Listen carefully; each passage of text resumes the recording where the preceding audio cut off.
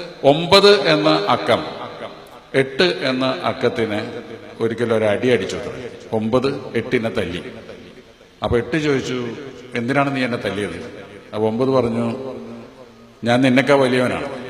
നിന്നെക്കാ വലിയവനായ എനിക്ക് എന്നെക്കാൾ താഴെയുള്ള നിന്നെ തല്ലാം. അപ്പൊ 8 7നെയും തല്ലി.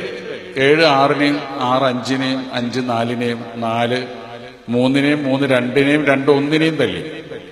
അപ്പൊ 1 നോക്കുമ്പോ താഴെ തല്ലാൻ വിലയുള്ള ഒന്നുമില്ല, 0 മാത്രമേ ഉള്ളൂ. 0-ത്തിനാണെങ്കിൽ വിലയില്ല, 0-ത്തിന് തല്ലിയിട്ട് കാര്യമില്ല.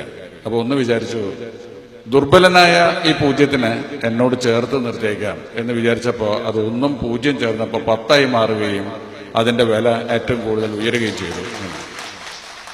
അപ്പോ താഴേക്കടയുള്ളവരെ, ദൗർബല്യമുള്ളവരെ, നമ്മൾ നിസ്സാരവരാണെന്ന് തോന്നുന്നവരെ ചേർത്ത് പിടിക്കുക എന്നുള്ള സന്ദേശമാണ് ആ കഥയിൽ ഉൾക്കൊള്ളുന്നത്. ഇത് തന്നെയാണ് നമ്മൾ സമൂഹത്തിനോട് അനുഷ്ഠിക്കേണ്ട ധർമ്മവും എന്ന് ഞാൻ വിശ്വസിക്കുന്നു. എപ്പോഴും നമ്മൾ എത്ര ഉയർന്ന നിലയിലേക്ക് പോയിക്കൊണ്ടിരിക്കുമ്പോഴും താഴോട്ട് നോക്കുക.